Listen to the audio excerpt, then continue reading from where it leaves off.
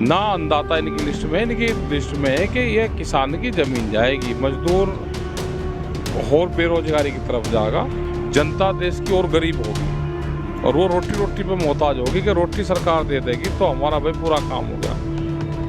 बिजली महंगी हो, क्या आम गरीब आदमी को फ्री बिजली है?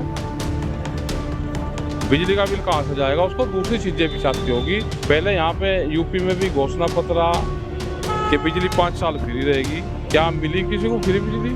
फिर कहा मुख्यमंत्री ने कि 1 साल फ्री रहेगी, क्या किसी को मिली?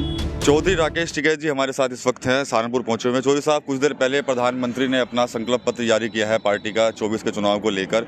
उसमें 4 चीज़ें मुख्य रखी गई हैं। ज्ञान यानी कि गरीब, युवा, अन्नदाता और नारी शक्ति, इस पर फोकस है। और इस पर कौन सा है भाई? ज्ञान में ये आ गया, एक तो युवा आ गया जी, ठीक है, युवा तो 4 साल का हो गया जी, ठीक है, रिटायर हो जाएगा 4 साल में जी, नारी शक्ति का पता ही है क्या हो गया। नारी शक्ति देख लो मिजोरम में, वहाँ पे क्या हो गया। जी। और अन्नदाता का कुछ है नहीं, मतलब शॉर्ट में बता रहे, शॉर्ट फॉर्म में ये बताओ ना कि किसान का करोगे क्या, वो नहीं बता रहे। ना अन्नदाता इनकी लिस्ट में है कि ये किसान की ज़मीन जाएगी, मजदूर और बेरोजगारी की तरफ जाएगा। जो 80 करोड़ लोगों को और इन्होंने भोजन देने की बात करी, तो इसका मतलब ये है कि जनता देश की और गरीब होगी और वो रोटी रोटी पे मोहताज होगी कि रोटी सरकार दे देगी तो हमारा भाई पूरा काम हो गया। 5 साल फ्री, दोबारा फिर से राशन देने की जो बात करी है फ्री, तो ये है कि इस देश को और गरीब बना जाएगा। मतलब इसको राशन ही चाहिए क्या, और कोई चीज़ नहीं चाहिए? और चीज़ भी तो चाहती होगी ना, वो चीज़ कहाँ से आएगी? ये एक पूरा सर्कल है। मजदूर खेत में नहीं है, अब वो वहाँ से हट गया, वो बेरोजगार हो गया, वो नशे पत्ती पर लग रहा ज़्यादा, क्योंकि फ्री का अगर चीज़ जो होगी तो उससे, फ्री की तो कोई भी चीज़ होगी उससे वो उसका मैसेज ठीक जाता ही नहीं। ये ज़मीन जाएगी किसान की, इसका टारगेट है।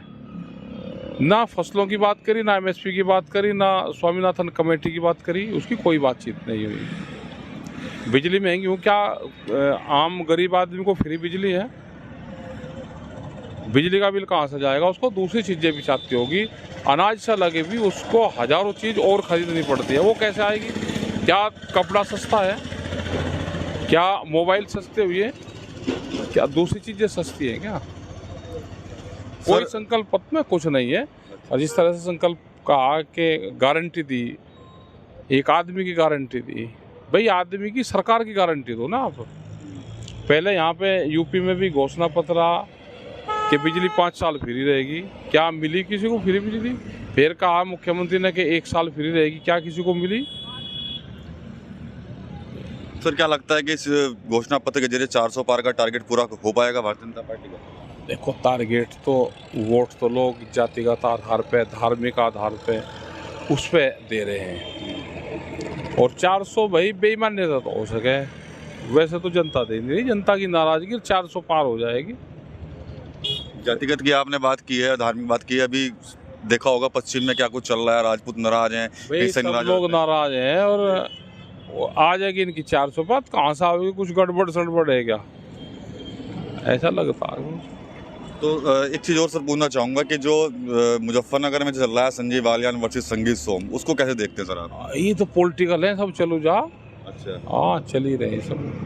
तो उत्तर प्रदेश के क्या कुछ मानते हैं? पश्चिम में लगातार भारतीय जनता पार्टी का भी प्रधानमंत्री आ रहे हैं, कभी अमित शाह आ रहे हैं, योगी जी कई बार आ गए। चुनाव का रहता है कि यहाँ पहले चुनाव हो रहे तो यहाँ पर आ रहे, फिर अगले चरण में होंगे तो वहाँ चले जाएंगे।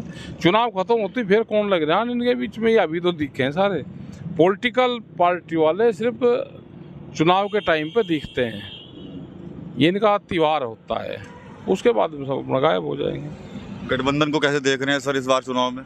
हमें कुछ नहीं देखता गठबंधन, और वो हम तो अपने संगठनों को देख रहे।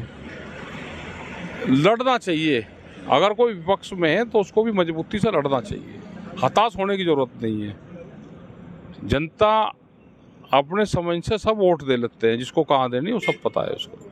ये जो राजपूत नाराज हो गए हैं, क्या लगता है कितना असर डालेंगे इस बार पश्चिम में? भाई असर तो नहीं पता, लेकिन नाराजगी है तो जिससे भी नाराजगी है उनको बातचीत करनी चाहिए, बड़ा समाज है ये भी, जी।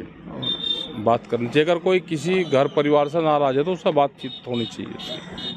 सीधे तौर पर भारतीय जनता पार्टी के बाइकाट की बात कही, सहारनपुर में बहुत बड़ी पंचायत बुला ली प्रधानमंत्री की रैली के एक दिन बाद। तो मजबूत है ठाकुर या किसी से कमजोर है भाई, तो लड़ाई भिड़ाई में ताजिन की लड़ाई तो लड़ी उन्होंने, यहाँ पे भी ये लड़ाई लड़ेंगे, अपने हक की लड़ाई सबको लड़नी चाहिए।